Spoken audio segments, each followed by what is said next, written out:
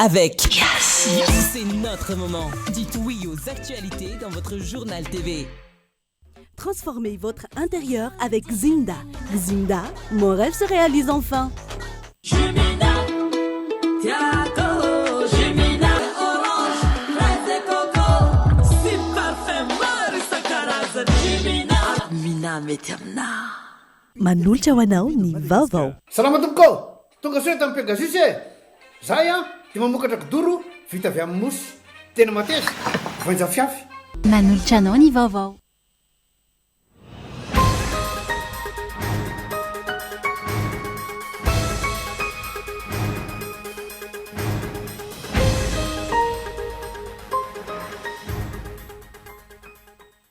Feno efatra amin'ny 10 taona katroka androany ny hetsika 3 Mey 2027. Nivondronandreo mpianatra indrindra teny amin'ny Université Kanidina Andalambe teto Antananarivo nitaky ny fahamarinana, ny fahamendrehana sy ny fahafahana. Tsy mbola voady zany fisarahan'ireo fahefana 3 ny sindikany mpandrarany fonja. Maro ny fitsabana ataon'ny fahefana mpanao lalàna toy ny anteny meram-pirenena amin'ny fanapahan-kevitra, raisin'ny fahefana mpanatanteraka. Tsy misy zavatra mandeha amin'ny laoniny eto amin'ny firenena amin'izao fotoana ho ny fanambarana nataon'ny fivondrona beneveka nandritra ny fanaovany afatra ho ampitondra sy ny vahoaka. Niakatra enina isan-jato nanomboka ny herinandro lasa teo ny vidiny entona fandrehitra teto Madagasikara no niady ao Moyen-Orient. Nanao fihetsiketsehana tsy manaiky ny fanjanahantany amin'ny endriny vaovao izay voalaza fa ataon'ny Frantsay atao Nairobi renivohitra Keniana mponina Keniana nandritra ny Africa Forward tany antoerana ny antsipriandreo.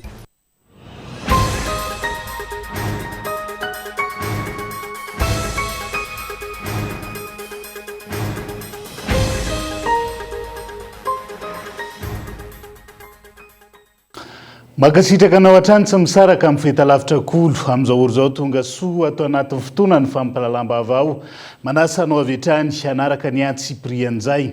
Avy hatrany ny vaovao mikasika ny raharaha 30 Mey 2020 no anomboantsika ny fiarahana. Feno efatra amin'ny 10 taona katroka androany ny hetsika 30 Mey 2027 nivondronan'ireo mpianatra teny amin'ny Université sy ny lycée Kanidina Andalambe teto Antananarivo nitaky ny fahamarinana, fahamendrehana sy ny fahafahana teto amin'ny firenena. Daty tsy azo kosehana tamin'ny tantaram-pirenena ny 30 Mey ka tsy azo adonona noho izay nisehoany ny fahasehoana voalohany ho an'ny tanora malagasy. Efatra amin'ny 10 taona katroka ty aoriana aiza ho aisintsika amin'izao fotoana izao raha ny fantaniana napetraka ireo mpitolona tamin'ity androany. 30 Mey 2027, 30 Mey 2020, efatra amin'ny 10 taona androany no nahaterahan'ny kianjan'ny 30 Mey etsy Analakely ho toerana fiandrandrana fanovana no tarihin'ireo tanora sy ny mpianatra izay notohanany vahoaka nanohitra ny tsirariny sy ny fanamparam-pahefana ary kisarin-tsarim-pahaleovantena tamin'izany. Efatra amin'ny 10 taona aty aoriana tsy mbola tanteraka ny tena fanovana eto amin'ny firenena ary mbola maro amin'ireo teboka notakiana tamin'izany no mbola mitoetra eto amin'ny firenena hoy ireo akanga sisa nanamborana ao anaty fikambanana etsika 70. Nisy ny tolona natao dia tonga miaramila ireo fa mbola mitiny tolatra ny zavatra notakiana hatramin'ny voalohany hatramin'ny 72 dia mbola mipetraka ho takiana amin'izao fotoana izao na ny lafo fampianarana ny toekare atsika dia operatana amin'ny vahiny hatramintsika miteny androany izao 5 volana mampire ny tantanandreo fanavazanao tsy hita amin'ny hetsika izany mbola vahiny no mitantany eto. Nisy hatrany ny fitakiana teny amin'ny kianjan'ny 30 Mey isaky ny nisy ny tsirariny teto amin'ny firenena ho an'ny hetsika farany teo Septambra sy Oktobra 2020. Ireo tanora notohanany vahoaka sy ny filohalon-daha ihany koa no nampahomby ny tolona ny taky sy ny arony zo fototra sy ny fahafahan'olom-pirenena ka nahatongavantsika amin'izao fanavaozana izao. Nisy tamin'ny 20 ny zakabe pirenena dia tamin'izany koa miaramila no nomen'ny présidence ranona fitondrana. Tamin'ity miaramila koa mitondra fa tsy zakabe pirenena no atao amin'ity fa fikeonandoha-pirenena. Engany tompoko ity fikeonandoha atao amin'ity mba tena ho tanterahina be zay fokoanandoa sy zavatra isan-karazana atao teto amin'ny firenena zay. Engane ho tanteraka zany satria ty firenena malagasy ty de foin'Andriamanitra ho iray. Ary miantso antsika malagasy tsirairay avy manerana ny nosy. Samy tsika matsapa-tena fa iray ny malagasy. Tonga teny amin'ny kianjany 17 Mey androany ireo mpitolona tamin'ny 2709 nametraka ny fehezam-boninkazo ho fahatsiarovan'izy ireo ny namany 470 izay lavo teny an-toerana tamin'izany hetsika nataony izany sy fahatsiarovana ihany koa izy ireo namany nalefa sesitany tamin'izany fotoana 450 taona no lasa fa ankehitriny adidiny miaino sy mamaly ny hetaheta ny tanora izay maniry ho avy tsaratsara kokoa. Izany no fanovana tokony apetraka eto amin'ny firenena hoy ny filohan'ny antoko malagasy miaramianga Hajo Andrianenarivelo raha naneo ny evy ny tao amin'ny tambajotra serasera androany 17 Mey.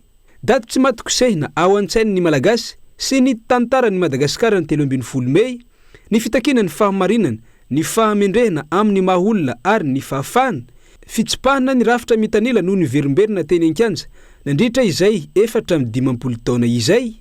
Matetika hery famoretana sy fitaovam-piadiana no setrin'izany izay namoizana aina sy naharatrana malagasy maro.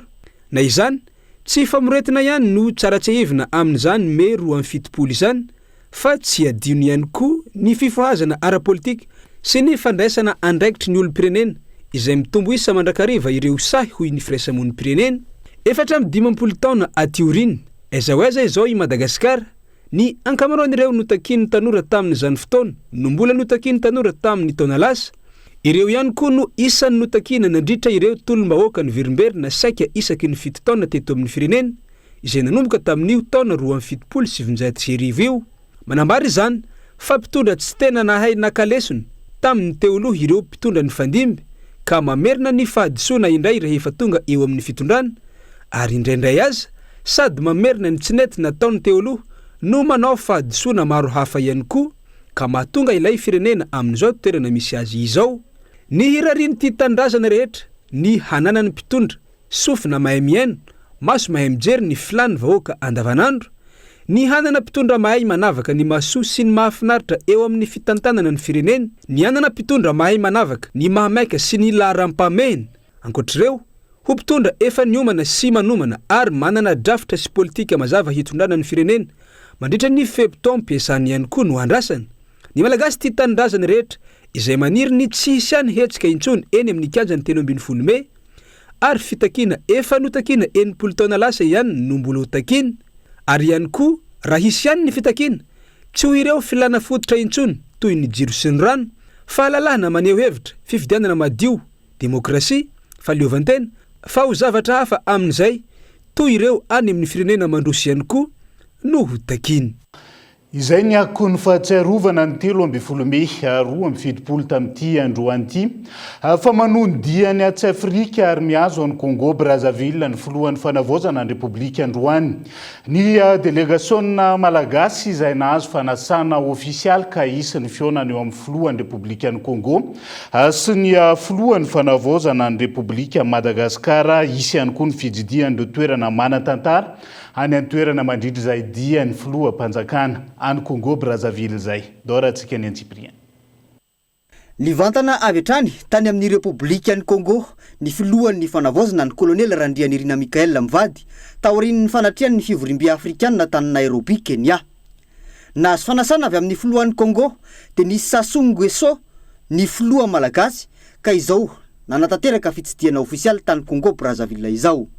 Ny tsena azy teo ampatongavana ny mpanolotsaina manokana ny filoha Congolais no sady filohan'ny filankevim-pirenena momba ny fandriam-pahalemana. Mandritra izao fitsidiana izao akoatra ny fiainana eo amin'ny filoha rotonta tafiditra ao anatin'ny fandaram-potoana no man'ny mpampiatrano ho azy mivady ny fitsidiana ny Tairimbaoka na ny musée Kebekebe. Eo koa ny ozinina fanodinana ronono ao Oyo Congo. Ny ariva teo no raisin'ny filoha Denis Sassou Nguesso tao amin'ny La Pagode ny filoha malagasy ny kolonely Randrianirina Mikael Mivady. Toerana izay anatanterana ny fionana eo amin'ny filoha rotonta. Hitantsika ireo zahana hotanterina miandalana ato anatin'ny fampalalam-baovao hatrany moa ny voandalana nentin'ny filohan'ny fanavaozana ny repoblika tamin'izay dia maro tany velan'izay. Fa tsy mbola voavaraka ny tokony ho izy ny fisarahana fahefana telo eto Madagasikara amin'izao fotoana izao raha ny faneho-kevitra nentin'ny sendikany mpandrarany fonja. Maro ireo fitsabana ataon'ny fahefana mpanao lalàna toy ny antenimera-pirenena amin'ny fanapahan-kevitra raisan'ny fahefana mpanatanteraka hatranga izay sakana amin'ny fampiarana ny tany tan-dalàna eto Madagasikara onona saina. Voaray hatrany ireo fitakiana teny Akanja ny volana septambra sy oktobra 2024 isaky ny misy tranga miseho eto amin'ny firenena. Ohatra amin'izany ny olana eo amin'ny herinaratra sy ny rano izay isan'ny hitakiana teny Akanja. Voaresaka indray ankehitriny noho ny fiverenana ny fahatapahan'ny herinaratra sy fikorotana ny famatsiana rano. Ankoatra ireo no hirairaina teny Akanja ihany koa ny ametrahana ny tany tan-dalàna fa tsy mbola tafapetraka zato isan-jato izany fito volana aty aoriana. Tsy tokony hisy ny deux poids deux mesures manoloana ny lalàna raha tena hoe tany tan-dalàna tokoa isika. Na iza na zanaka ikala ino izy na zanaka ikala ino na tsisy ambony lalàna tokony hitovy ny rehetrarehetra. Ary eo ihany koa ny fanajana n'ilay séparation des pouvoirs. Tsy tokony hijabana ny asan'ny mpanao lalàna na ny mpanatanteraka, tsy tokony hijabaka amin'ny asan'ny fitsarana. Io fanajana ny rafi-pitsarana sy tsy fijabana amin'ny raha-pitsarana no tena garangeza indrindra amin'izay hoe tsy karazana hoe état de droit zay. Fa matetika somary mbola tazantsika zany amin'ny endriny rehetra na tany amin'ny fotoana teo aloha na amin'izao ara mbola somary hitantsika zay ka zay. Dia tsaratsara raha ohatra antsika tena hoe tan-dalàna anjerena aleo tena tanteraka ny fitsarana, hajaitsika ny rafi-pitsarana. Aveo tsy tokony hisy olo ambony lalàna na iza izy rehefa manao ny tsy mety dia tokony enjena avokoa. Ahitana taratra izay tsy mbola fisian'ny fisaraha-pahefana eto amin'ny tany sy ny firenena izay ny toe-java-misy iranivon'ny antenimera-pirenena sy ny fihetsika mampitondran-tena ireo solombavambahoaka sasany. Ohatra amin'izany ny fitsabany solombavambahoaka amin'ny fanendrena ireo taleparitra sy tompony andraikitra eo anivon'ny zandarmaria-pirenena sy ny polisy-pirenena. Misisika ny solombavambahoaka anolotra olona izay ho tendreny ny fahefana mpanatanteraka. Eo ihany koa ny fitakiana sy ny fitadiavana ny fomba rehetra anesorana tompony andraikitra iray izay no tendreny ny fahefana mpanatanteraka rehefa tsy manaiky iray tsy kombakomba na hiaro ny tompontson'ireo solombavambahoaka. Tranga efa nisy teto amin'ny firenena hatramin'izay ireo fa mitohy anatin'izao fanavozana izao. Ankoatra ireo ny fifampiarovana eo amin'ny samy solombavambahoaka raha misy naman'izy ireo voaroroy amina raharaha maloto, fanodiko-dinam-bola, fanaparam-pahefana sy ny sisa ka mampanano sarotra ny fampiarana ny lalàna noho ny tsy faneken'ny solombavambahoaka sasany anesorana ny immunité parlementaire an'izay olona voaroroy. Ireo tranga ireo izay isan'ny mahatonga ny vondronkely samihafa mitaky ny tokony handraisana fepetra amin'ity androm-panjakana iray ity. Na izany, misy ihany ireo solombavambahoaka manatanteraka araka ny tokony ho izy ny asany, misy solovava ny vahoaka, manara-maso ny asan'ny fahefana mpanatanteraka ary mandinika sy mamaky amin'ny antsiprihana ireo volavolan-dalàna sy tolo-dalàna na anjaton'ny pejy aza mialohany anangana-tanana. Fa ny fanontaniana mipetraka androany amin'ny hoe ireo manao araka ny tokony ho izy ny asany amin'ny maha-solombavambahoaka azy ve no maro anisa sa ireo mitsabaka andraikitra voatanisa etsy ambony. Namoaka fanambarana ny fivondronam-be ny evêque eto Madagasikara izay nilaza fa tsy misy zavatra mandeha amin'ny laoniny eto amin'ny firenena amin'izao fotoana izao raha ny afatra nataony ho an'ny mpitondra sy ny vahoaka. Isany tsy misy dravitra politika mazava ny fitantanana ny fanovana ka voadingana ny tena lara-pamena ho an'ny firenena ao anatin'izay fomba fitantanan'izay. Andoharantsika ny Antsipriana. Nanaitra ny mpitondra fanjakana sy ny vahoaka malagasy ny fivondronam-be ny evêque eto Madagasikara manoloana ny toe-java-misy iainan'ny firenena. Eo amin'izay fiainam-pirenena izay, tsapa fa miaina ao anatin'ny fanantenana sy ny tebiteby ny vahoaka malagasy amin'izao kiondalana lalovana izao ny fanambarana. Afaliana sy tsirim-panantenana ny tao amin'ny vahoaka raha nijoro ity fitondrana ity sy ny fanavaozana izay nodradradradraina.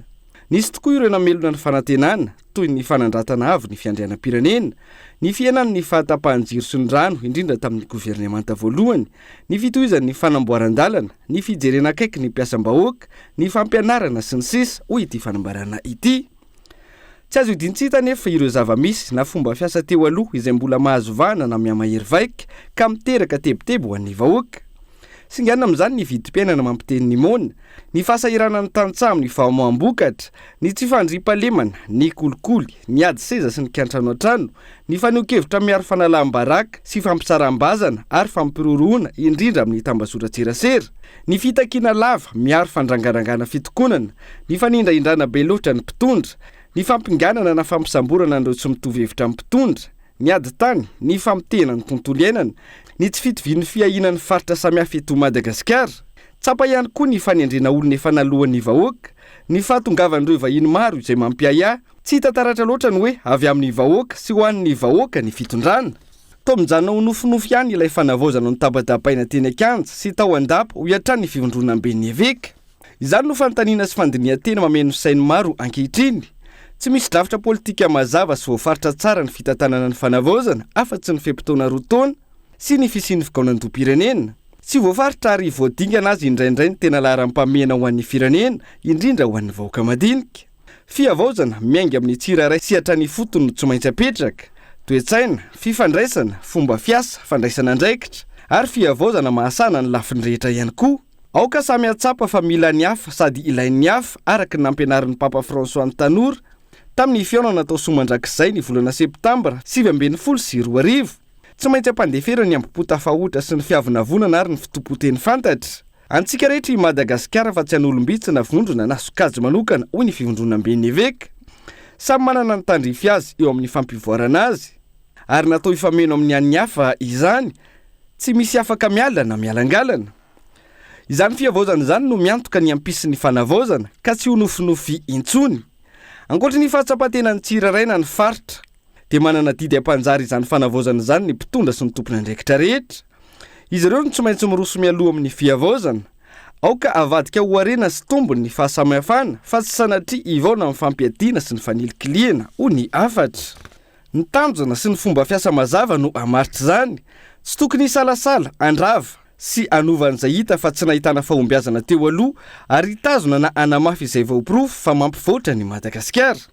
Fanantenana ho an'ny vahoaka malagasy sy lova maharitra ho an'ny taranaka no vokatry ny fikaonan-doha fa tsy ho fandanian'andro sy fandaniana vola. Ny fiavaozana sy ny fanavaozana no tsy maintsy hita taratra avy hatrany. Fehin-kevitra sy rafitra mampirisika ny olom-pirenena ahalala ny anjara toerany sy ny anjara asany mazava no avoaka ny fiara-midiniky ny malagasy. Tsy ho adino fa eo ihany koa ny anjara toerana sy ny anjara asan'ny hafa isan'ambaratongany. Fehin-kevitra sy rafitra tsy hahafahan'ny mpitondra sy ny mpanao politika mamerina ny adisoana efa nataony teo aloha koa no ilaina. Izany no ampatoky ny malagasy fa afaka mivoatra i Madagasikara ary manana ny anjara pirikiny amin'izany ny vahoaka malagasy. Mazava sy mahaliana izay soritan'ny fikaonan-doha dia ho mora ho an'ny vahoaka malagasy tompon'ny fahefana ny ankatoa na tsipaka azy. Tsy misaraka amin'ny fikaonan-doha-pirenena rahateo ny fanomanana ny fifidianana. Voakasika izany ny rafitra sy ny fitsipa ary ireo tompona andraikitra anomana sy karakara azy. Ho voka-pifidianana ekeny ny be sy ny maro. Tsy tokony ho afangaro ny fikaonan-doha-pirenena sy ny tetika fandrombana fahefana na sanatria fibodona toerana hoy ny afatry ny fivorim-ben'ny eveka. Ny vahoaka piray-tandrazana iankina ny fivoaran'ny Madagasikara isika hoy ny fivondrona ben'ny eveka. Miantso ny vahoaka malagasy piray-tandrazana ihany koa ny fivondrona ben'ny eveka. Raisao tanana hatrany ny fiainantsika, mijoroa amin'ny mahavahoaka tokana, aza manaritoky, aza pandeferina ny marina sy ny fihavanana hoy izy ireo. Ho an'ny mpitondra, aoka tsy ho diso fanantenana aminareo ny vahoaka. Miandrana mpitondra manana toetra na ray aman-dreny, tsy manavakavaka, tsy mametraka elanelana be loatra eo aminy ary tsy manao azy ho tompony mangatakatiny ny vahoaka malagasy. Aoka ianareo mpitondra hoy ny fivondrona ben'ny eveka. Ho resy lahatra voalohany amin'ny fiavaozana sy ny fanavaozana ary hanome ho ampiainana amin'izany. Tandremo-tony anak'Andriamaso ny fanapa-kevitra raisinareo sao amatotra ny firenena sy ny taranaka any aoriana. Nampita hafatra ho an'ny mpino sy izay mitonona ho mpino ihany koa ny fivondrona ben'ny eveka. Na mpitondra na vahoaka indrindra ny kristianina antoka iray lehibe amin'ny fivoaran'ny Madagasikara, ny finoana sy ny fiainana mifanaraka amin'izany. Alaviry ny fisalasalana sy ny fialangalahana izay anisan'ny mampiletika ny firenena. Aoka ho lohalarana hatrany amin'ny fiatrehana ireo hetsika lehibe eto amin'ny firenena. Avadio fiavaozana sy fanavaozana ny firenena ny fampianarana izay noraisina. Ho an'ny tanora, aza variana amin'ny androany ihany hoy ny fivondrona ben'ny eveka fa tsy njovony ho avy ombonana. Ny tanora no fanantenana ka iankinan zavatra be ny ataon'izy ireo ankehitriny. Fadio ny fifampiandaniana, ialao ny herisetra, aoka ho tanora mpanorina fa tsy ho mpandrava ary tsy anaiky ho rebirebena sy ho raviraviana na ho vidim-bola. Ny tany manokana ny mpitondra tsy hamela ho matomomboka ny fanantenan'ny tanora ary ianao izay hahatonga ny firenena ho viana mpanantenana, izay manantitrantitra fa ny fampandrosoana natao ahasana ny lafi-piainana rehetra ho iatrany ity fanambarana afatra avy amin'ny fivondronam-be neveka ny Madagasikara androany 13 Mey ity. Zay zany le hoe atsipony tady any atandroko ny omby fa atsipony teny any ampony mahalala ihany koa ao anatin'izay afatra nataon'ny fivondronam-be neveka eto Madagasikara zay. Fa tsy tokony hiverina intsony ireo karazana hotafady sy fanitsakitsahana ny asa amin'ny Madagasikara izay nataon'ny mpitondra sy ny vahoaka teto amin'ny firenena hoy ny teo anivon'ny faculté des lettres et sciences humaines eny anivon'ny universitény Antananarivo androany. Izy ireo izay nanokana fotoana nandinihan'ireo fanamby amin'ny fanavaozana ary natolotra ny fitondrana ny vokatra. Vonina mpiatra izany ny fitondram-panjakana hoy ny Prime Ministre izay tonga nisolitena ny fitondram-panjakana teny an-toerana androany Kabay eloha. Vohososy vohitsakitsaka ny soatoavina, ny sata, ny lalàna ary ny hasina maha malagasy sy maha repoblika ny Madagasikara nandritra ny taona maro hoy ny fakulté ny teny mantsoratra ary ny siansa maholona eny anivon'ny universitény Antananarivo. Antony nanaovan'ireo mpampianatra mpikaroka eo anivon'ity sampana iray ity fandinihana na ny journée de réflexion tamin'ny 12 Aprily 2024 teo.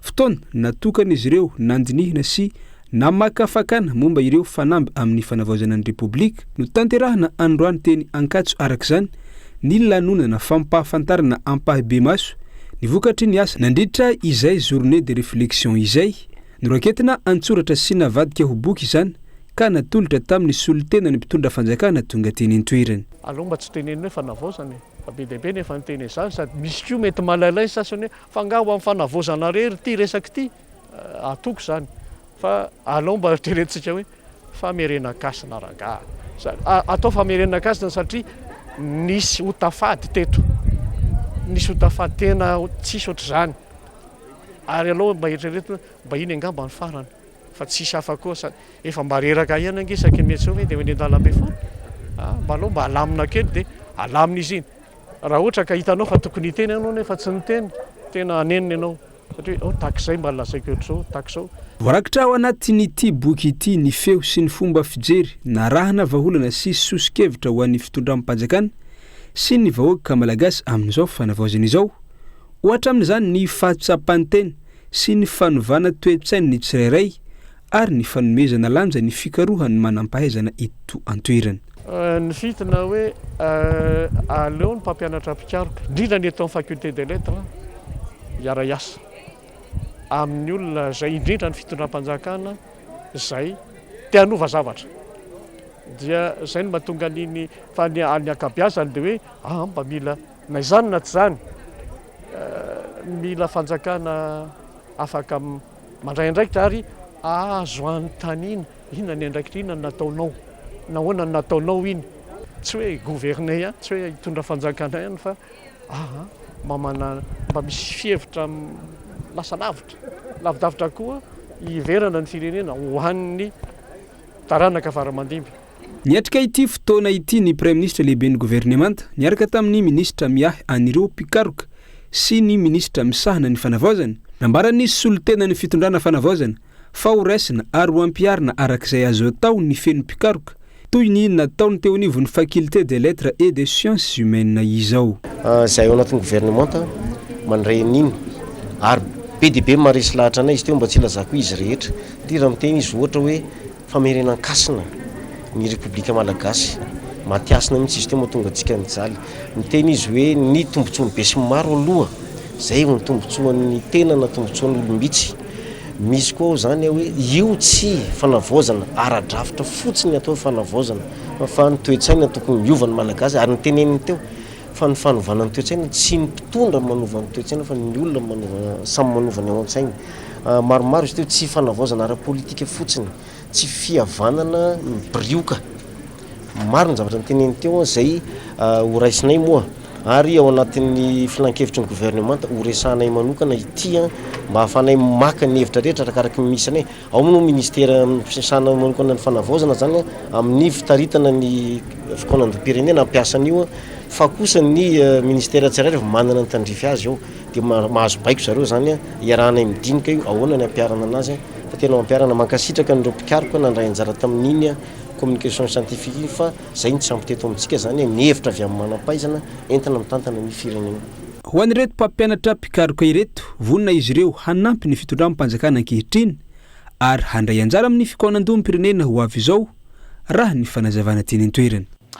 Noho ny fandaminana sy ny fifamidiniana samihafa amin'izao fotoana izao, nahemitra ny fahatelo ny volana Jona indray amin'ny fikaonan-doham-pirenena iarahany rehetra hono minisitra amisahana ny fanavaozana androany. Na izany aza tsy mijanona ireo fikaonan-doha efa natomboka eny anivony ireo ministera samy mpandraharaha isan-tsokajiny eto amin'ny firenena. Kabin loa. Raha toaka ny alarobia 20 Mey izao no daty voatondro anatanterahana ny lancement officiel du processus de concertation na ny fanombohana official ny dingan'ny fikaonan-doham-pirenena tao anaty tetiandro sy fandarana asa ny fitondrana fanavaozana na hemotra izany hoy ny ministra. Rehefa ny fampidinika moa zany dia ahemotra kely tsy natao 20 Mey zany ny fikaonan-doha rehetra zay ho atao fa ahemotra fahatelo ny volana Jona. Dia zay zany no fiovana kely fa raha hijerena amin'ny programme de la refondation le izy moa zany dia miroso foana nazany naty zany ary io zany hoe lancement du processus de concertation zay no anaran'le izy. Isan'ny antony fanemorana raha ny nambaran'ny ministra hatrany ny fisain'ireo asa maro atao sy hatao ary ny fandehanan'ny filohan'ny fanavaozana sy ny prime ministra hatrany ivelany. Ankoatr'izay, eo ihany koa ny fisian'ny fikaonan-doha anatiny ataony FFKM ny 20 ka hatramin'ny 20 Mey ho avy izao. Dia zay ihany koa no entintsika misenjvedivety ao anaty doka fohy amin'ny vidiny eto ny fandrehitra izay nahitana fiakarana enina isan-jato eo amin'izao fotoana izao. Eo ihany koa amin'ny fanomezam-boninahitra ny nofo mangatsiaka ny aben'ny tanàna ny Toliara Rabeaja Zonta ny Toliara ao anatin'ny tapany faharoa ny fampalalam-baovao no anarahantsika ny antsiprian'izay. Aza misaraka amin'ny ary.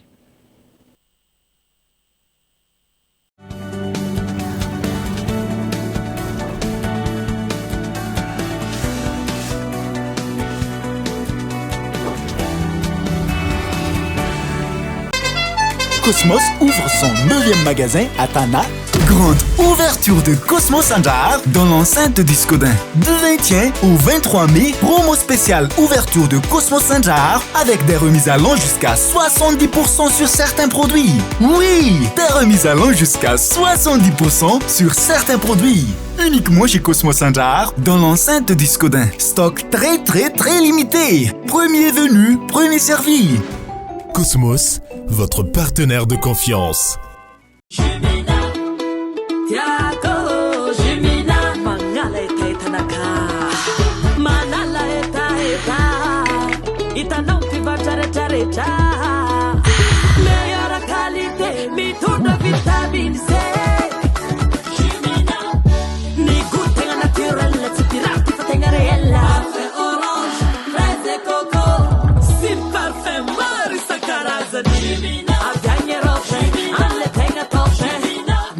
Mety amina.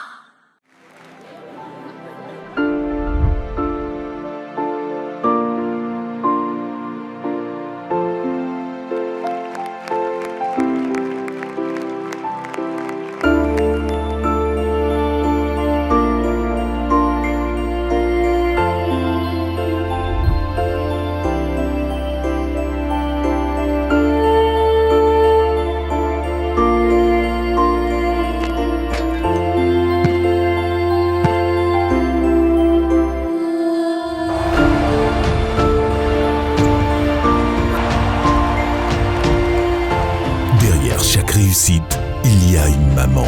Vous aussi, partagez le fruit de votre réussite en faisant plaisir à votre mère. Choisissez le meilleur des cadeaux pour elle chez Cosmos. Chez Cosmos, on s'occupe de vous, on s'occupe de tout. Cosmos, votre partenaire de confiance. Salama tompoko, tonga soa tamin'ny Pegasus e. Zahay dia mamokatra kidoro vita avy amin'ny mosy. Tena mateza, voenja fiafy. Manitsy azon-damosina ary manampy amin'ny fitsaboana azy. Fonina azy safidianana. Tsy tiany bibikely io tsy mandray lelana hafa. Azo andalorana. Azo atao conseil anan-canapé. Mety boela gilet de sauvetage. Ary mbola misy tapis mahasolo tsihy amin'ny loko isan-karazany. Tsy mifidy toerana n'aiza n'aiza. matapisoka mora diovina sady tsy matahotra rano nefa malefaka Pegasus dia mbola manana kanapé sady fandrina ary isolant thermique le mampangatsiatsika ny atotrano amin'ny andro mafana sy miazona ny hafanana amin'ny andro mangatsiaka dia tonga avaraliana fa misy refzetine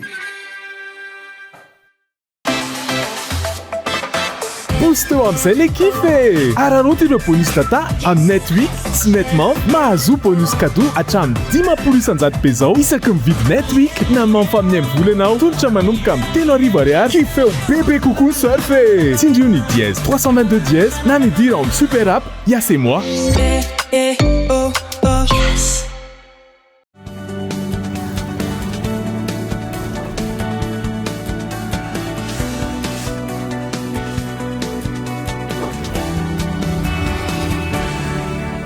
Anohizantsika ny tapany faharoa amin'ny fampalalam-bavao amin'ity ala ity tsy tonga ny ampanjifa ny 700 isanjaton'ny rano tsy njarainy ny jirama hono ministry ny rano androany manoloan'ireo fitarainana maro momba ny fahatapahan-drano amin'izao fotoana maika ny fitondrana vahaolana kanamafy ny asa ny ministera amin'ny alalan'ireo fanamboarana sy fampitaovana ireo filanina maika ao anatin'izay tojondrina tahiry very andalana avokoa ny 700 isanjaton'ny rano hamatsina ny mponina Antananarivo rano kely na tsy tonga mihitsy aza ny sasany noho ny fahasimban'ny fantsona hoy ny ministry ny rano sy ny fanadiovana ary ny fidiovana fantatra ireo fototr'olana eo anivon'ny orinasa jirama izay mahatonga ny tsy fahaty mombana ny famatsina na resaka tuyau na ina na efa tena antitra be mihitsy koa akoatra ny faharatsiany fotodrafitrasa ny fanorenana tsy ara-dalàna mety misy manaiky mety misy tsy manaiky fa tena misy azavany ary manimba an'ireny réseau reny noho ny fitombon'ny mponina eto an-drenivohitra mandeha ny fotoana jirama zany tokony manatsara foana ny fitaovana mba tsy tenena hoe isam-bolana fa tokony misy suivi changement fanomona an'ireny fitaovana reny isa-taona mety tsy nisy zay tao anatin'ny fotoana ary farany arahana manaiky eran'izao tontolo zao miatrika an'izany atao hoe changement climatique zany tsy karaha mipetraka ny fanontaniana raha mahatonga ministra inona tena antony mahatonga ny olandrano eto Antananarivo renivohitra inona ny antony mahatonga ny olandrano eto Madagasikara dia na dia mihazakazaka ara ny ministera manome an'ireny forage de proximité manome forage any amin'ny université sy ny sisa reny raha voasimba ny fantsona sy verany anaty réseau 40% aussi izy monsieur Atousek Androany Maraina verany anaty réseau any very fotsiny ny rano satria vatany tuyau simba tsentsina sahirana ny jirama amin'izao fotoana izao isan'ny fahasarotana ara-teknika ny fanosiana ny rano raha karina ny tosiky ny rano tsy mahazaka ireo fantsona raha ena indray tsy ho tonga any amin'ny tokantrano lavitra izany ka ny fanampiana ara-pitaovana aingana ny jirama hamalina ireo amiana no irosona amin'izao fotoana efa misy ny fampitaovana nafarana avy any ivelany ho tonga tsy ho ela zararoa mazava tsara misy travaux dia misy achahana fourniture matière ina le travaux misy miteny mantsy hoe tsy manao dragage le marcheza dragage izy hoe poto dia ireo ny fitaovana mizara roa travaux ny anankiray sy famatsiana ara-pitaovana misy asa zany sy misy fanampiana ara-pitaovana jirama tsy tuyau ihany tsy resaka vanina ihany tsy resaka pompe ihany no nomena jirama fa misy ihany koa fanampiana l'équipe amin'ny travaux amin'izao fotoana izao manohy ny fitaterana ny rano amin'ny fiarabe ihany ny jirama sy ny fitondram-panjakana mandra-pahatongany ny vahaolana maharitra izay mbola tsy voafaritra ny fotoana avitan'ny fanamboarana ka ifaranany ny fijaliana amin'ny rano ankehitriny eo ampiandrasana izay vahaolana maharitra izay miandry ny rehetra nitondrana vahaolana mamala ny filana maika ny vahoaka ny malagasy ny olan'ny orinasa jirama izay efa fantatra hatramin'izay ekena tsy ho voavao anatin'ny iray andro na iray volana fa tokony iompana amin'ny famaliana ny filan'ny vahoaka amin'izay rano izay ny fanjakana sy ny orinasa jirama amin'ny mampitondra azy ireo Razafindrianina Minso Elia ministry ny rano sy ny fanadiovana ary ny fidiovana Dia au Moyen-Orient amin'izao fotoana izao niakatra 9 isan-jato nanomboka ny herinandro lasa teo amin'ny vidiny entona fandrihitra teto Madagasikara. Tokony mbola hiakatra ambonin'izay ny vidiny oropsihatra saingy noferan'izany hitsonjovana ny mpanjifa ankilan'izay mbola ampy hatreto nitahirina entona fandrihitra eto antoerany Daniela Minotso. No niady eo Moyen-Orient izay manakana ny fivezivezena amin'ny faritra misy ny Detroit d'Ormuz, nahitana fiakarana hatrany amin'ny 770 isan-jato ny vidiny gaz na ny entona fandrehitra eo amin'ny tsena iraisam-pirenena amin'izao fotoana, raha inona isan-jato kosa ny fiankarana ho antsika eto Madagasikara. Nanomboka ny herinandro lasa teo raha ny vito gaz manokana no resaina. Lasa 3,3 ariary amin'izao fotoana ny tavoahangy 4 kilao raha ny fanadihadiana natao, raha toka 3,3 ariary izany teo aloha. 4,7 ariary kosa ny tavoahangy 7 kilao, raha 5,9 ariary izany teo aloha. Tahaka izay ihany koa ny tavoahangy 12 kilao, izay lasa 5,9 ariary raha toka 8,7 ariary izany teo aloha.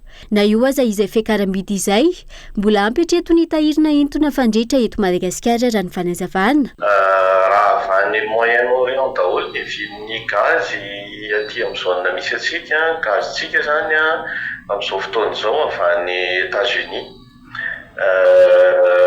Ny fiaviany izay ny gaz tsy fahintsika eto Madagasikara, nahafahana miala amin'le fiakarana be eo amin'ny iraisam-pirenena. Zavatra faharoa, nitsoka any amin'ny Moyen-Orient, ny amin'ny Detroit d'Ormuz daholo ny sambo lehibe rehetrarehetra mpitatitra gaz sy solika.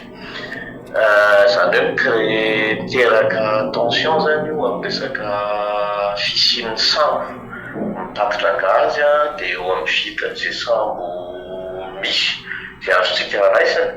Fa ny vaovao mahafaly zany aloha assuré ny famatsiana gaz eto Madagasikara mandritra ny 3 volana manaraka noho ny effort nataon'ny mpiara-miasa hitadiavana lalana vaovao famatsiana ny firenena sarotra le izy avy misy vitany daholo zany rehetrarehetra zany. Ampiakatra hatrany ny vidiny entona fandrehitra eto an-toerana ny fitohizan'ny fikorontanana eo amin'ny tsena iraisam-pirenena, raha tsy miditra an-tsehatra amin'ny fanampiana European tsehatra amin'ny entona fandrehitra eto an-toerana, hitazonana ny vidiny ny fanjakana malagasy raha ny fanazavana hatrany. Tsy tokony ho poretina intsony ny sehatra tsy miankina pidina ny vidiny entona fandrehitra izay amidiny, na manao varotra faty antoka aza raha ny fanazavana hatrany. Ohatra fotsiny izao ny teneniko hoe resaka logistique intérieure zao misy camion tokony anamorana ny fitsarana ny gaz eto Madagasikara mbola mitsoka ao amin'ny port Toamasina. Misy koa zao ny ao anaty vidin'ny gaz io tsy na mila azavaina amin'ny mpanjifa ihany fa fanjakana zany tokony hoe misy crédit TVA 10 milliards tokony ombosena ty amin'ny vitogaz dia voatery miposa koa zany ny orinasa vitogaz amin'ny fitazomana famatsiana ny gaz eto nefa ny volatrosana amin'ny banky le tsy voaloha io, zany hoe afaka tsoahana vidin'ny gaz eny amin'ny mpanjifa ny intérêt zay omena ny banky raha ohatra hoe amborsen'ny fanjakana crédit TVA tokony alefany aty amin'ny vitogaz. Dia niteneniko teo resaka famatsiana tokony amorana zany ny famatsiana satria ny lalana ratsy mitatra ny transport koa logistique intérieure zany be dia be nefa misy an'ireo camion tokony hamatsan'ny zone rehetrarehetra eto Madagasikara ireo lasa tafahitsika ao amin'ny port Toamasina. Mangataka ny hamerena ny fanjakana malagasy ny taux de TVA amin'ny laoniny tahaka ny teo aloha anatin'ny loi de finance 2027 iropsehatra amin'ny entona fandrehitra eto Madagasikara. Andalam-panamboarana amin'izao fotoana ny Aran'Ambisa mainty rano tsiroan'ny Mandidy, raha ny fanazavana ny entiny lehibe ny faritra Bongolava lalan'izay voaresaka hatrany isaky misy fividianana fa tsy mbola vita hatramin'izao ka ny entanana ka antenaina ny fahatanteran'izany amin'ity andray mitoraka ity ireo zanaky ny faritra ankoatr'izay mihamafy ny ahafatapahany herinaratra amin'iny faritra iny ka ilaina ny famahana ny olana ao anatin'izay raha ny fanohikevitra samihafa onona saina. lalana isan'ny voasokajy ratsy indrindra eto Madagasikara ny RNMB sy mampifandray ny tsoromandidy sy mainty rano ary tsy nisy nijery nandritra ny taona maro. Efa indrora kely indrindra ireo fitaovana anamboarana ny lalana no tonga tao mainty rano raha tamin'ny fitondrana Rajoelina fa tsy nandeha araky ny tokony ho izy izay fanamboarana izay avy eo. Amin'izao iarahana misalama Madagasikara olona ny fanatanterahana izany. Ny fanatanterahana ny asa lalana izay eo anivon'ny faritra, eo ny lalana avy ao Tsoromadidy makany mainty rano izay iarahana Madagasikara olona, dia eo ihany koa ireo lalana ao anatin'ny commune hatrany amin'ny distrika Fianorivobe io ka hatretỳ amin'ny distrika ny Tsoromadidy. Misy ny zavatra mampikaikaika ny vahoaka ny distrika Fianorivobe, indrindra ny commune efatra aty Antsana Fianorivobe dia ny lalana ampanitokana mahazo an'ireny vohitry ny distrika Fianorivobe.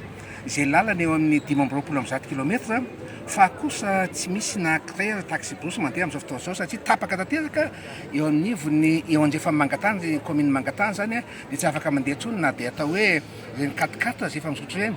Tamin'ny 6 nisy entretien-fazany izany atao hoe lalana RNT36 zany, RNT36 mantsiny fa azo ampitomboina ny ambaindeha ny fiareken'ny sotokantrano ny fahavitany ny lalana indrindra ihany koa zao fotoana fiakaram-bokatra zao dia ny fahavitany ny lalana iny dia misy fiatraikany lehibe koa eo amin'ny resaka vidim-bokatra satria raha malala vidim-bokatra ny tatramo zao fotoana zao fa ambany dia ambany.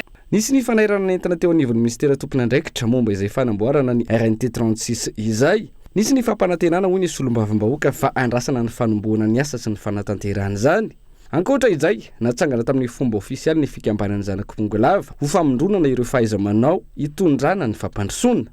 Faritra Bongolava izay ankoatra ny olana eo amin'ny lalana, misedra olana amin'ny herinaratra ihany koa toy ny ahotsiny mandidy. Dia misy ihany koa moa ny fitadiavana vahaolana mahakasika ny herinaratra izay tsy izoviana amintsika fa tena anisany hoe manaitra ny vahoaka izy ireny ary miteraka fahasorenana vahoaka dia miteraka fikorontanana zany any anivon'ny fiarahamonina.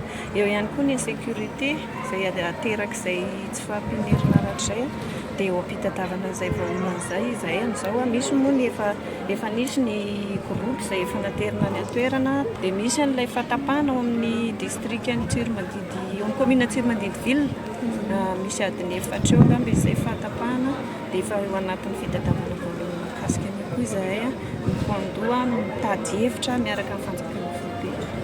Mirongatra ny tsy fandriam-pahalemana vokatra izay fatapahan'ny herinaratra izay fa ilaina vahaolana maharitra ihany koa ny asan-dahalo sy ny fanakanan-dalana eny amin'ny lalam-pirenena amin'iny faritra iny. Mivondrona ireo zanaky ny faritra izay antenaina ho fanaingany fampandrosoana. Lafomba vao hafa tafiakatra avdimy eny amahery ny isan'olona maka kopy eny anivon'ny commune amin'izao fotoana manoloana ny filan'ny mpianatra ny kopy izay ilaina amin'ny fisoratana anarana biometrika any an-tsekoly amin'izao fotoana izao. Ity fanoratana anarana biometrika ity izay dingana irosoana amin'ny fidira ministera ny fanabeazam-pirenena amin'ny tontolo nomerika ka mpianatra mahery ny 4 tapitrisa no kendrena hisitraka izay. Taoriny ny vohan'ny note avy amin'ny ministeran'ny fanabeazam-pirenena amin'ny fanoratana anarana biometrika ho an'ny mpianatra eny amin'ny sekoly na ny numéro unique d'identification scolaire niakatra ny tahan'olona naka kopy eny amin'ny commune eto Antananarivo sy ny manodidina ho an'ny commune Alasora, Avaradrano raha toa ka latsaky ny zato ny isan'olona maka kopy isan'andro tafakatra 500 na 900 isa izany nanomboka tamin'ity herinandro ity. Napetraka arak'izany ny lamina amin'ny fomba fiasa manoloana ny filaharam-be sy ho fanafainganana ny famohana izany. Nanapa-kevitra izahay miara-iasa amin'ny zapy eto Alasora ny antsoandreo tany-tsekoly rehetra zany hoe aleo izay olona rehetra teraka teto Alasora ka mianatra eto Alasora dia any amin'ny ireo sekoly ianaran'izy ireo no manao ny fangatahana ny kopy dia ny sekoly no mampita an'izany aty anivon'ny commune ary averin'ny commune anivon'ny sekoly satria ny sekoly no mila n'ilay kopy zany mba ilana ny fahaverezan'ny fotoana zany na le ray aman-dreny na le mpianatra. Dia izay fandaminana izay moa zany nanomboka niatra androany ary ao anatin'ny fivoriana ihany koa zany filakevitra communaly amin'izao fotoana izao dia nanapa-kevitra izy ireo hoe omena mamaim-poana io kopy ampiasaina amin'ny ampianarana io zany amin'ity herinandro ity mifarana amin'ny zoma. Tsy ivina Mpianatra mahery ny 4 tapitrisa avy amin'ny sekolim-panjakana sy tsy miankina miisa 7 ariary avy amin'ny draine miisa 7 anatin'ny Cisco 7 isa no kendrena isitraka laharana manokana famantarana na ity numéro unique d'identification scolaire ity. Tanjona ny ahafahany ministèren'ny fanabeazan'ny pirenena manangana angondraikitra marina voaro ahafahana manaraka ny fizotrany fianaran'ny mpianatra manomboka any amin'ny ambaratonga fototra ka hatramin'ny klasy famaranana. Ny alatsinainy teo no nanokafana tamin'ny fomba ofisialy ity anarana biometrika ho an'ny mpianatra amin'ny sekoly ity. Ao anatin'izay tontolo ny fampianarana izay hatrany fa hiazo any Toamasina vetivetsika nanolotra fitaovana tono-tafo entina manatsara ny maha-olona ho an'ireo mpianatra ny Université Mbarika 5 ao Toamasina ambirao nasionaly misahana ny loza voajanahary. Ny tafitrano mpianatra ny antoerana izay mbola mitete rehefa avy ny orana amin'izao fotoan'izao vokatry ny fahasambana nateraka ny rivo-doza gezany. Daniela Minorso. 3 volana tao aorian'ny fandalovan'ny rivo-doza gezany to amin'ny faritra Atsinanana. Mbola mitony asa fanarenana. Mbola maro ny tsy voarina ka mila fanarenana raha tsy laza fa tsy ny Universitény Barika 5 ao Toamasina amin'izao fotoana. Isan'izany ohatra ny varavarana, ny tafo izay mbola mitete noho ny fahasimbana nateraky ny rivo-doza gezany. Antonona ny lorany teo anivon'ny BNGRC tafo an'ireo mpianatra. Raha ny tatitra tonga tany amin'ny teo anivon'ny BNGRC dia nisy devis nalefany teto amin'ny Université Mbarika 5 dia izay nanonona azy ireo tsy natao akapobe fotsiny zany raha resaka zao taolona hoe 2700 fa nitenena mihitsy 2772 misy an'izay chiffre 2 zay misy antony zay dia iny zany le devis nangatahana dia nyvalin'ny fitondram-panjakana araka izay filany ataon'ireo mpianatra ireo ny izay fitaovana nalefa tato. Maro izy teo fa voatonona teo mba ahafahan'ireo mpianatra tena mipetraka tsy mitetetsony ny tranony izy ireny izany rehetrarehetra moa dia vokatry ny fandalovany cyclone gezany dia mba ahafahan'ireo mpianatra zany mianatra mieritreritra ny fianarany. Na izany mbola mitarazoka ny asa fanarenana ny foto-drafitr'asa ianaran'ireo mpianatra raha ny fitarainana. Tsy ny foto-drafitr'asa ihany no mila renina fa eo ihany koa ny fampianarana izay mila tsaraina tanteraka amin'izao fotoana. Tokony hafainganina araka izany ny fanarenana amin'ny foto-drafitr'asa fianarana hoy ireo mpianatra. Salle efa vita kanefa kosa mbola misy ireo tsy vita dia mangataka amin'ny fitondram-panjakana maefa mba hagnafainganana an'ilay asa indrindrandrindra ny demi-tonneau ary ny salle izay ipetrahan'ny mpianatra efa tonga ny taolina ato Barika 5 kanefa ny fametahana azy no mbola mila famatriam-bola avy amin'ny fitondram-panjakana. Resaka ny fagnatsarany kalitaon'ny fampianarana isan'ny mbola mitavojavoza ato amin'ny Université de Toamasina satria ny sasany any universitaire sasany mbola 2024 2025 no mandia amin'izao nefa misasaka izany ny taona 2026 ka tokony afainganina zany no agnatsarany année universitaire ato amin'ny Université de Toamasina mba hifanaraka amin'ny année universitaire maneran'ny Madagasikara. Izay no isan'ny lesaka ato aminay Barika 5. Raha iverenana, nahitana fahasimbana hatrany amin'ny 10 isanjato tao aorian'ny fandalovan'ny rivo-doza gezany ny trano fonenana sy ny trano fianarana ireo mpianatra ny Universitény Barika 5. Efitrano fianarana misy 720 namboarina no vita sy afaka ampiasaina ary mamaly ny filan'ny mpianatra amin'izao fotoana raha toa ka mbola mitohy hatrany ny asa fanarenana amin'izao fotoana ka tokony hifanaraka amin'ny toetrandro misy any amin'ny faritra Atsinanana izany izay ahitana orana sy andalovany rivo-doza mafy ny fanamboarana ireo foto-drafitr'asa. Mahakasika ny falasan'ny ben'ny tanàna ny Toliara Rabe Adjazon efa nigado anao Toliara ny maraina teo amin'ny fiarany tondra ny razana sy ireo fianakaviany. Vahoaka maro solomanakaja isanjokajo no nitsena azy ireo nanomboka teny Andatabo ary niaraka nizotra namakivaky ny tanàna ny Toliara tamin'ity androany ity. Dorantsika ny antsiprian'izay. Tamin'ny 7 ora maraina no nigadona teto Andatabo ireo fiara nitondra ny nofo mangatsika ny ben'ny tanàna ny Toliara Rabe Adjazon sy ireo fianakaviany. Vahoaka maro manampahefana ary olo manakaja samihafa nitonga nitsenina sy nanome voninahitra azy nentina namakivaky ny tanàna ny Toliara ary nampandalovina teo anolohan'ny lapan'ny tanàna ny razana ho mariky ny fanomezam-boninahitra farany azy noho ny andraikitra lehibe no tanterahiny teo amin'ny fitantanana ny komina Ambonivohitra Toliara. Mametraka fisaorana ny vahoaka ny Toliara Ray manontolo izahay fianakaviana nipoira ny tompoko lahy Rabihajajan amina ny fanomeza voninahitra nanomboka avy any Antananarivo hatrao Sakaraha sy ny gadona eto Toliara. Ny vahoaka ny Toliara nanomboka ny tsena azy avy any Andatabo ary nanao Tour de Ville. Izay zavatra zay ho an'ny fianakaviana dia mampihetsi-po mafy ny zavatra ny dona nefa voakazanala ny olombelo ka timamy ny potorana aloha. Very olomanga i Madagasikara, very olomanga i Toliara, very olomanga i Anakao, very olomanga i Salary, very olomanga i Tampolo. Manolona zao fahalasany tompoko lahy Rabihajajan izao. Araka ny nambaran'ireo olona nijoro vavolombelona sy ireo niarany asa taminy dia very olomanga i Toliara izay voapirofo tamin'ny hamaron'ireo olona tonga nanotrina azy androany. Olona tia fihavanana, olona tia fampandrosoana, ary olona havan'olona rehetra, longon'olo iaby raha zany Rabihajajan zany. Zay ro mahatonga anay miteny hoe vaky ny fo ary very olomanga ny tanàna Toliara. Ny toetra nentintetika ny tany angamba no azo alaina leso ho an'ny mpanao politika rehetra, indrindra ny tanako ny mpanao politika eto Toliara.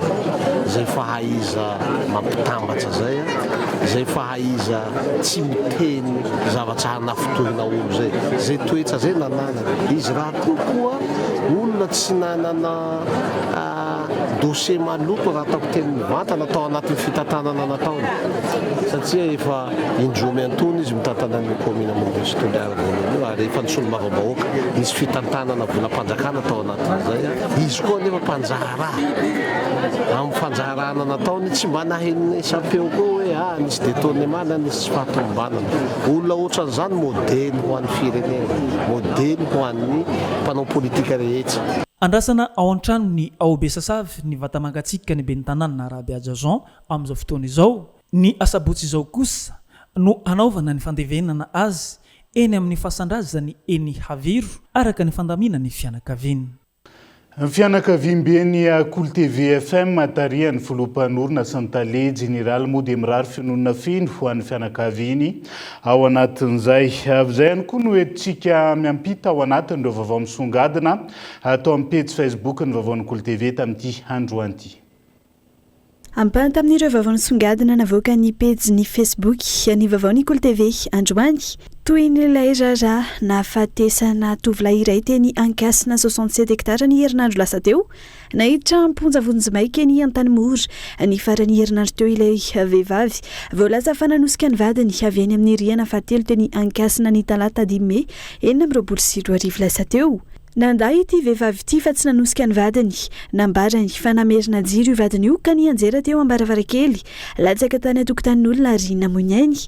Rehefa nojereny polisy anefa tao an-trano, hita fa eo amin'ny varavarambe no misy ny jiro fa tsy eny ambaravarakely.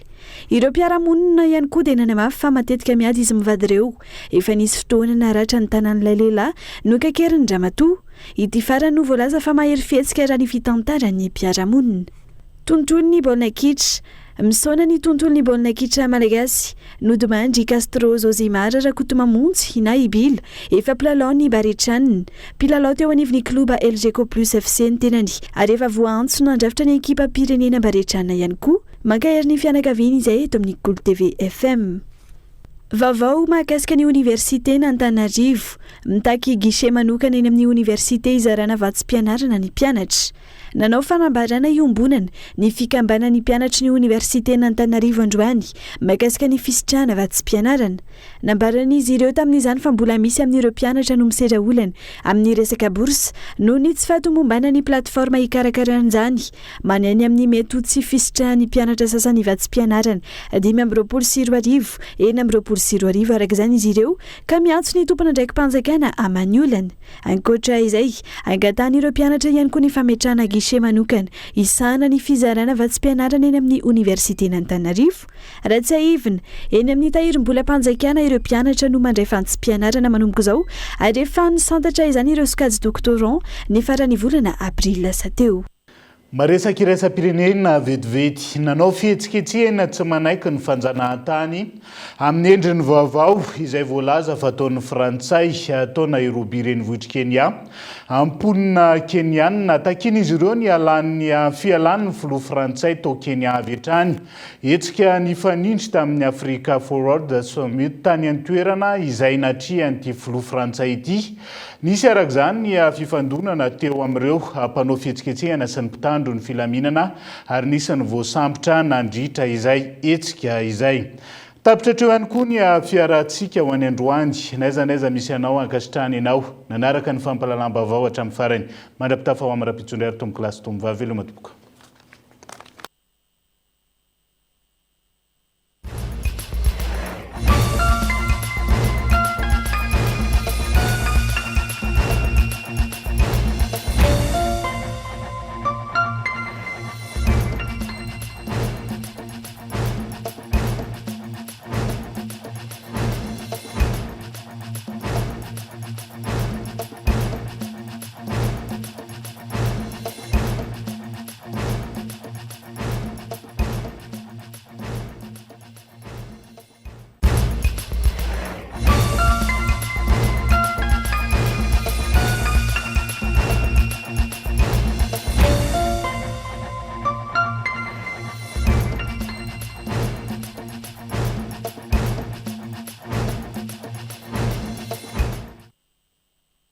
Transformez votre intérieur avec Zinda. Zinda, mon rêve se réalise enfin.